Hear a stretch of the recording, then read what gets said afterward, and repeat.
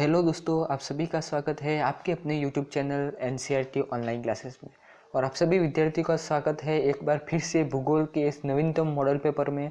हम आज देखने वाले हमारा भूगोल का जो थर्ड मॉडल पेपर है, जो आपकी बोर्ड एग्जाम की दृष्टि से very most important model paper होने वाला है।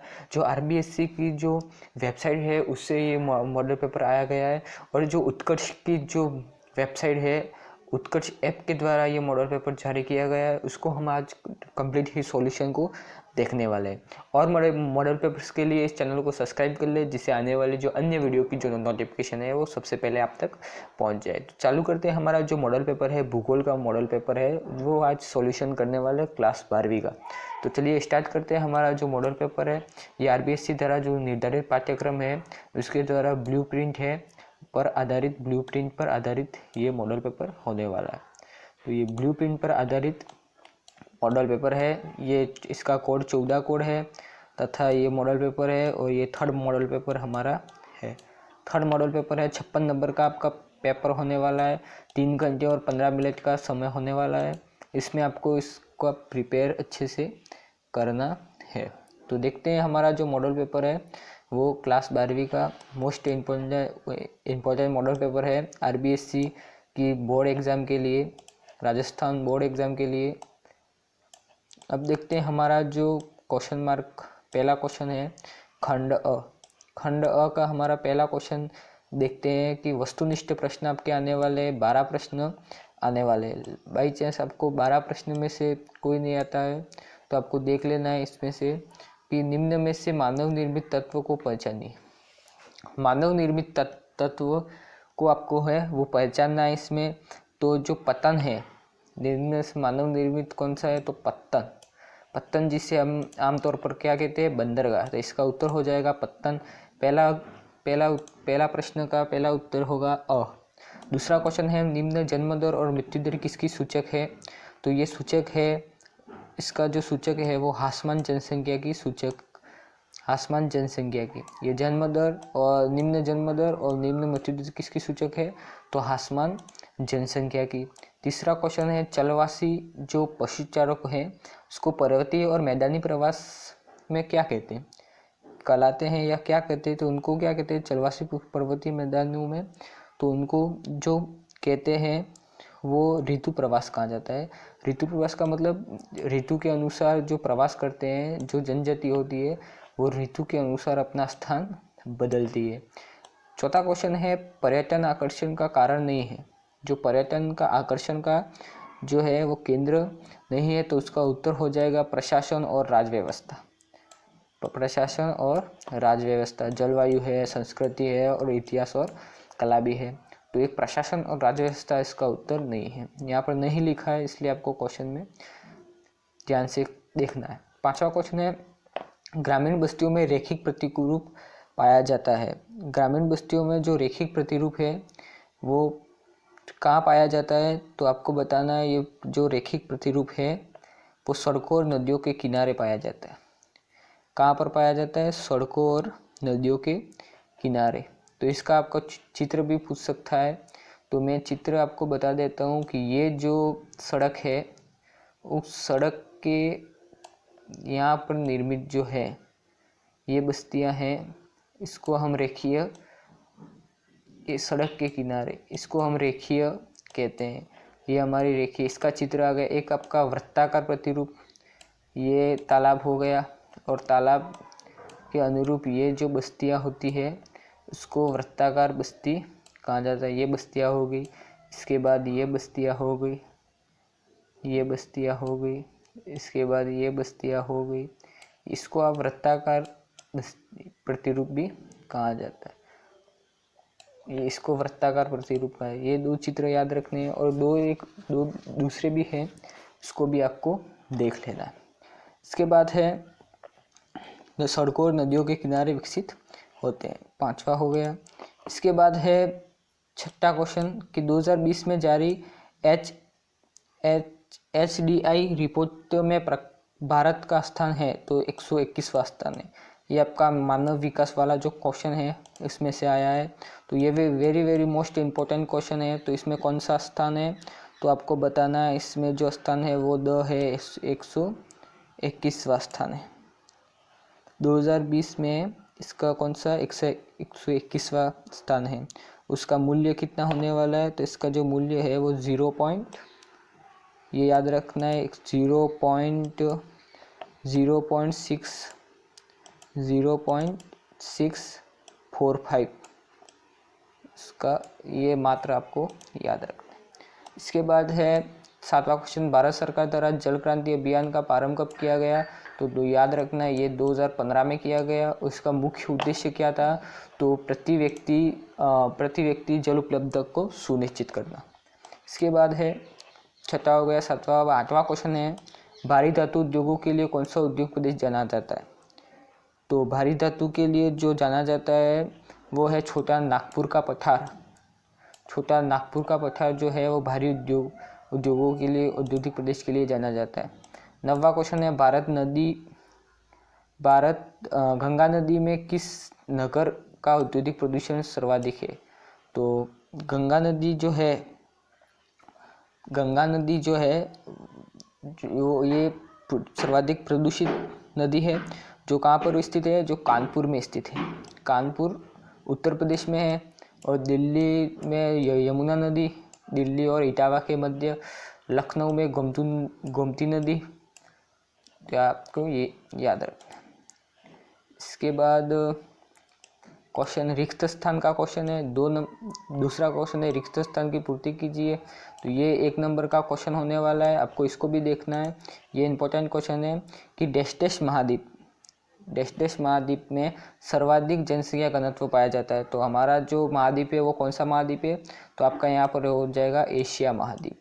एशिया जो महाद्वीप है उसका ये आंसर हो जाएगा। तो यहाँ पर एशिया महाद्वीप आपका उत्तर हो जाएगा। तो आपको एशिया महाद्वीप यहाँ पर लिखना है। दूसरा क्वेश्चन है, भारत सूचकांक 2020 सर्वोत्तम कोटि वाला देश है, तो सर्वोत्तम कोटि वाला देश कौन सा है, तो आपको बताना है ये सर्वोत्तम कोटि वाला जो देश है उसको आपको बताना है। तो नॉर्वे जो है, इसका उत्तर हो जाएगा नॉर्वे जो आपकी किताब में जो सारणी दे रखी है, इसमें से फर्स्ट जो आपका नाम है वो इस नॉर्वे का ही आता है। कम दूरी हेतु सस्ता और तीव्रगामी माध्यम है, तो ये कम दूरी और सस्ता और तीव्रगामी माध्यम है, तो ये सड़क परिवहन। कम दूरी के लिए सड़क का लिया जाता है, ज़्यादा दूरी के लिए जहाज़ों का, और तीव्रगामी माध्यम है। चौथा है, भरमौर क्षेत्र में डैश जनजाति निवास करती है, तो कौन सी जो जनजाति है वो निवास करती है, तो गद्दी जनजाति निवास करती है। कौन सी निवास करती है, तो जो गद्दी जनजाति है वो निवास करती है, गद्दी जनजाति निवास करती है। इसके बाद जो क्वेश्चन है वो तीसरा क्वेश्चन है अति लघुत्तरात्मक क्वेश्चन। ये अति लघुत्तरात्मक क्वेश्चन 1 नंबर के क्वेश्चन है, जो आपको कितने क्वेश्चन आने वाले हैं, तो ये आपके 4 क्वेश्चन आने वाले हैं। 4 क्वेश्चन में पहला क्वेश्चन देखते हैं कि केंद्र सरकार द्वारा गंगा नदी की सफाई के लिए राष्ट्रीय स्तर पर कौन सा कार्यक्रम शुरू किया गया। तो राष्ट्रीय स्तर पर कौन सा कार्यक्रम शुरू किया गया केंद्र सरकार द्वारा गंगा नदी की सफाई के लिए, तो केंद्र सरकार नमामि गंगे जो कार्यक्रम है वो राष्ट्रीय स्तर पर शुरू किया गया था। तो इसका जो उत्तर होने वाला है वो नमामि गंगे।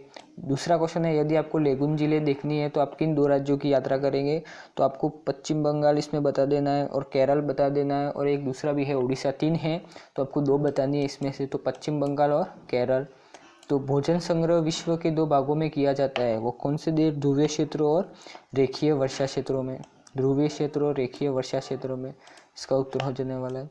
ये मानव भूगोल, अस्थिर पृथ्वी और क्रियाशील मानव के बीच परिवर्तनशील संबंधों का अध्ययन, मानव भूगोल, ये रेड जेल की है। तो आपको एलएनसी सैंपल द्वारा ये जो है अस्थिर मानव और क्रियाशील संबंधों का अध्ययन, ये एलएनसी सैंपल द्वारा दी गई है।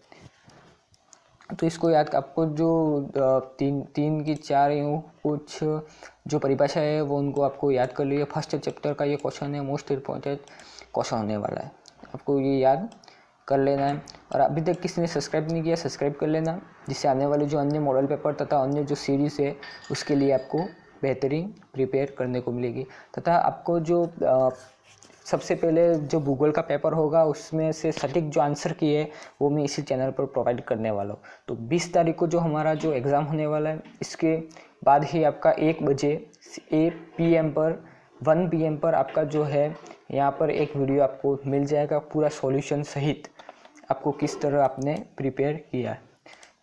इसके बाद है खंड ब, दूसरा खंड आ जाता है।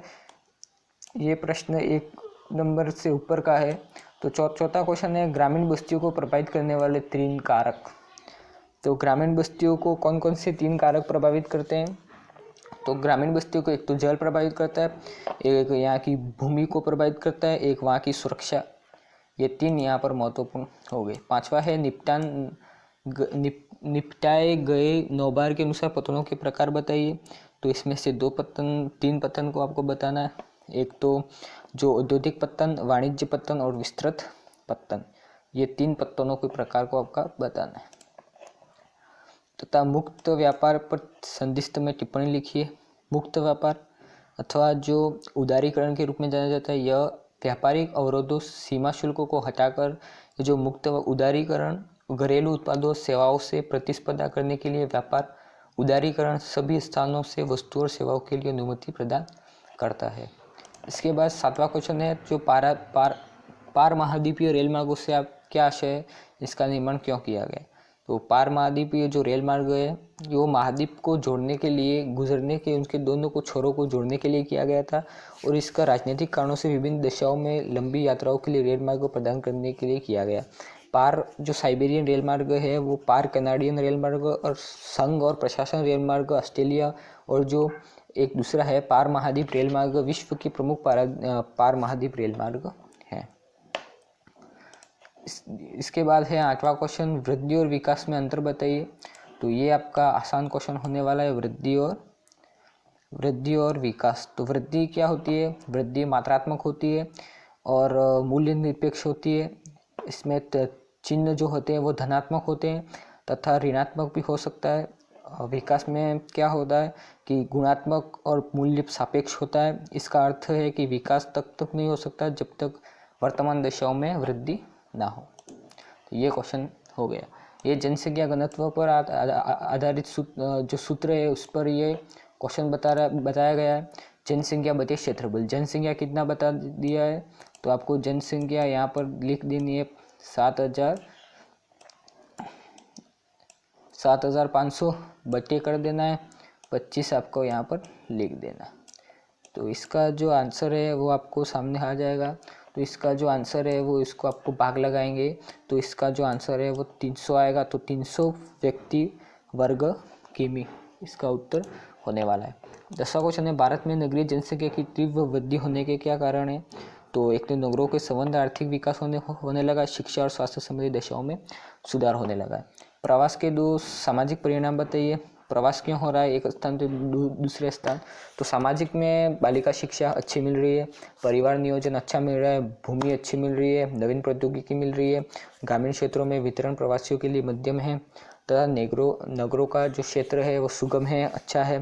दूसरा है कि खिन्नता को सतत भावना के लोगों, अपराध, औषधि दुरुपयोग, असामाजिक क्रियाओं को जाल में फंसने के लिए अभिप्रेरित कर सकती है।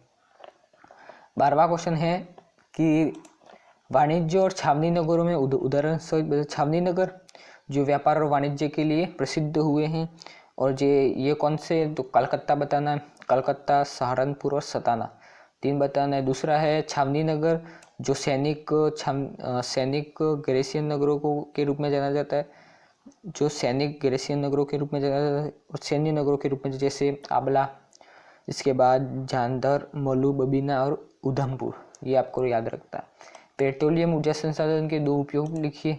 तो पेट्रोलियम के बारे में बताना है। तो ये कच्चा पेट्रोलियम द्रव गैसीय अवस्था हाइड्रोजन से युक्त होता है। इसकी रासायनिक संरचना, रंगों और विशिष्ट जो घनत्व है उसमें भिन्नता पाई जाती है। यह जो मोटर वाहन और रेलवे वायुयानों अंतर्दहन ईंधन के लिए अनिवार्य स्रोत है। इसके बाद है 14वां प्रश्न है इंदिरा गांधी नहर क्षेत्र में सतत पोषणीय को बढ़ावा देने के लिए उपाय, तो इंदिरा गांधी नहर, तो इसको बताना आपको, इंदिरा गांधी नहर के बारे में बताना। तो 14वां प्रश्न है कि इन क्षेत्रों में जो प्रतिरूप है वह जल सघन फसलों के नहीं बोया जाना चाहिए, इसका पालन करते हुए किसानों को बागवानी कृषि के अंतर्गत खट्टे फलों की खेती करनी चाहिए। और कमान क्षेत्र विकास कार्यक्रम और जैसे नालों को पक्का करना, भूमि विकास समतल प्रभावी को कम कार्यान्वयन किया जाए ताकि बहते हुए जल की क्षति मार्गों में कम हो सके। 5वां क्वेश्चन है भारत के निर्यात संगठन की 2 विशेषता लिखिए। निर्यात संगठन की 2 विशेषता बतानी है, इसको आपको कर लेना है। इसके बाद खंड आ गया सखंड आ गया। सखंड में आपको बताना है, एक तो है 16वां क्वेश्चन, दीर्घ उत्तरात्मक प्रश्न है, 3-3 नंबर का क्वेश्चन होने वाला है। भारत के निम्नलिखित राष्ट्रीय जलमार्ग पर परियोजना पर टिप्पणी लिखिए। स्वर्णिम जो चतुर्भुज परियोजना है उसको लिखना है। स्वर्णिम चतुर्भुज परियोजना, भारत में स्वर्णिम चतुर्भुज परियोजना ऐसे जो परियोजना है आपको बताना, ये स्वर्णिम चतुर्भुज हो गया।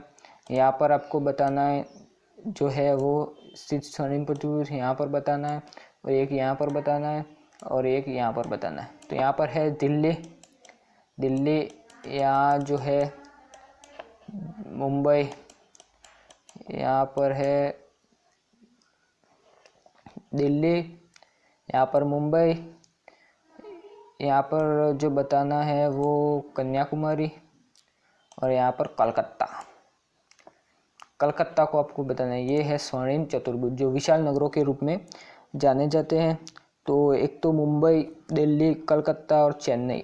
सॉरी, यहाँ पर एक प्रॉब्लम हो गई, ऐसे है। तो यहाँ पर एक तो दिल्ली आ गया, यहाँ पर मुंबई आ गया, और यहाँ पर चेन्नई है, यहाँ पर जो कन्याकुमारी में ही आता है चेन्नई, और यहाँ पर कोलकाता, ये बताना। इसके बाद 17वां क्वेश्चन है भारत पेट्रोलियम रसायन उद्योग पर संदिग्ध में समझाइए। तो पेट्रोल रसायन पर आपको संदिग्ध में लिखना है। उत्तर पूर्वी गलियारा और दक्षिण पूर्वी गलियारा को बताना है। तो इसमें से आपको बताना है दक्षिण पूर्वी गलियारा और वो बताना। इसके बाद जो 17वां क्वेश्चन है पेट्रोल रसायन उद्योग पर टिप्पणी लिखनी है आपको। अंकीय विभाजन जो है उसको समझाना है। अंकीय विभाजन क्या है? तो ये सूचना प्रौद्योगिकी जो है पर आधारित विकास से मिलने वाले अवसरों का वितरण पूरे ग्लोब पर असमान रूप से विस्तृत है। देश में विस्तृत आर्थिक और राजनीतिक और सामाजिक विभिन्नताएं पाई जाती है। निर्माण कार्य यह है कि देश की सुगमता में अपने नागरिकों को सूचना और संचार जो प्रौद्योगिकी तक पहुंच और उनके लाभ उपलब्ध करा सकता है। विकसित देश सामान्य रूप से इस दिशा में आगे बढ़ गए हैं। जो विकसित देश है इसलिए अंकीय विभाजन का यहाँ पर वर्णन किया गया। इसके बाद है हमारा जो प्रश्न आ गया निबंधात्मक प्रश्न आ गया है, इसको आपको कर लेना है, निबंधात्मक में कर लेना है। और आपको जो मैप है उसको मैं करवाऊंगा कल, टुडे में या टुमारो में करवा दूंगा मैं। तो इसमें जो निबंधात्मक प्रश्न है वो विनिर्माण को परिभाषित करते हुए आकार के आधार पर विनिर्माण को आकार के आधार पर बताना है। तो आकार के आधार पर कौन से कुटीर उद्योग, छोटे पैमाने के उद्योग, बड़े पैमाने के उद्योग, इसको आपको बताना है। इसमें अथवा में आपको सूती मिल पर लेख लिखना है। ये भी क्वेश्चन जो है वो इम्पोर्टेंट क्वेश्चन होने वाला है, तो इसको आपको बताना है। इसके बाद क्वेश्चन आ गया हमारा कि 20वां क्वेश्चन है भारत में भू उपयोग 4 वर्गों में दर्ज की गई है। इसमें से आपको जो मैंने चैप्टर बताया था भू संसाधन तथा कृषि, 5वां चैप्टर है वो आपको कंप्लीट कर लेना है। दूसरी बुक है उसमें से ये आपको 5वां चैप्टर है भू संसाधन तथा कृषि, इसको आपको कंप्लीट देख लेना है क्योंकि ये जो प्रश्न है 20वां वो उसी चैप्टर में से आएगा।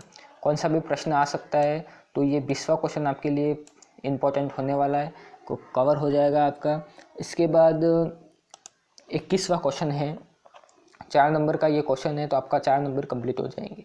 21वां प्रश्न है कि बताइए दिए गए भारत में मानचित्र में सूती वस्त्र उद्योग को सूरत गुजरात, कानपुर उत्तर प्रदेश, कोयम्बटूर को बताना है, मुशीनाबाद को बताना है। तो ये स्थल कहाँ है? तो ये एक तो केरल में है, एक जो सूरत है वो गुजरात में है, एक है जो कलकत्ता के आसपास है, तो ये बताना है आपको उत्तर। इसमें 22वां दिए गए विश्व के मानचित्र में भरना। शिकागो, ये तो आपका अफ्रीका महाद्वीप में, शियोडी, ओनेरा, पेरिस और ये दो शिकागो, शंघाई, ये आपको बताना है। पेरिस तो लंदन, ये लंदन में है। तो इस तरह आपका मैप जो है वो कंप्लीट हो जाएगा। तो मैप की सीरीज़ में भी मैं लाने वाला हूँ। इसके बाद बोर्ड एग्ज़ाम में आपको किस तरह लिखना है उसको भी मैं आपको जो टॉपर की कॉपी है वो दिखाने वाला हूँ। इसलिए आपको पहले चैनल को सब्सक्राइब कर लेना है, जिससे जो आने वाली जो अन्य वीडियो की जो नोटिफिकेशन है वो आप तक पहुंच जाए। तो ये जो मॉडल पेपर है वो कंप्लीट सॉल्यूशन यहाँ पर हो गया है। आपको 3 घंटे का समय मिलेगा, इसमें आपको ये प्रिपेयर करना है। आपका जो बोर्ड एग्ज़ाम में जो क्वेश्चन आएंगे वो मल्टीपल चॉइस क्वेश्चन, अधिकतर क्वेश्चन आपको देखने को इसमें से ही देखने को मिल जाएंगे। तो हमारा जो मॉडल पेपर है, ये तीसरा जो मॉडल पेपर है वो हमारा कंप्लीट हो जाता है। इसी तरह आपका जो चौथा मॉडल पेपर है वो भी दूसरे वीडियो में बता दूंगा। तो इसको आपको कंप्लीट ही सॉल्यूशन कर लेना है। तो आज के वीडियो में बस इतना ही। वीडियो अच्छा लगा है, वीडियो को लाइक करना है तथा वीडियो को चैनल को सब्सक्राइब कर लेना है, जिससे आने वाले जो अन्य वीडियो की नोटिफिकेशन है वो आप तक पहुंच जाए। तो आज के वीडियो में बस इतना ही। Thank you.